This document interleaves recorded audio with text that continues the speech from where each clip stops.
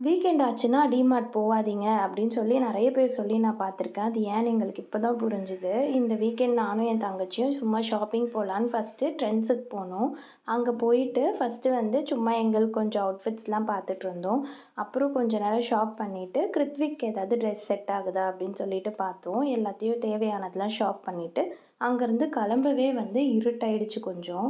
சரி, அங்கேருந்து கொஞ்சம் பக்கத்துல தானே டிமார்ட் இருக்குன்னு சொல்லிட்டு, நம்ம வேளச்சேரியில பிவிஆர் கிராண்ட் ஸ்கொயர் மால்ல இருக்க டிமார்ட்க்கு போனோம். அங்க போய் பார்த்தா பார்க்கிங்லயே அவ்ளோ கூட்டம். அப்பவே எங்களுக்கு கொஞ்சம் அறிவு வந்து நாங்க திரும்பி போயிருக்கணும். அப்பயும் நாங்க போல. சரின்னு பார்த்தா உள்ள என்ட்ரன்ஸ்ல அவ்ளோ கூட்டம். எல்லாத்துலயுமே அவ்ளோ பேர் நின்னுட்டுருந்தாங்க. எதுவுமே வாங்க முடியல. சரி, வாங்குன கொஞ்சத்த மட்டும் எப்படியாவது பில் போட்டு வந்துடலான்னு பார்த்தா, அதுக்கும் கூட்டம். என் தங்கச்சி என்னன்னா, எனக்கு பாப்கார்ன் வேணும்னு சொல்லிட்டு இருந்தா. சரின்னு போய் பார்த்தா, அம்மாக்கு, தம்பிக்கு, பாப்பாக்கு எல்லாருக்கும் வாங்குனோம். அங்க போயிட்டு பார்த்தா, கரெக்ட்டா 2 தான் இருந்துச்சு. மீதி அப்பதான் அவங்க ரீஃபில் பண்றாங்க.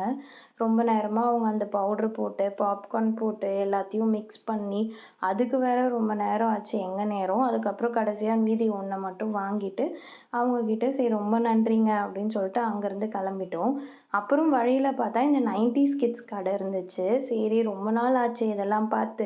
வந்ததுக்கு இதுலயாச்சும் கொஞ்சம் வாங்கிட்டு போலாம் அப்படின்னு சொல்லிட்டு, எங்களுக்கு புடிச்சது டாய்ஸ்லாம் நெறைய இருந்துச்சு.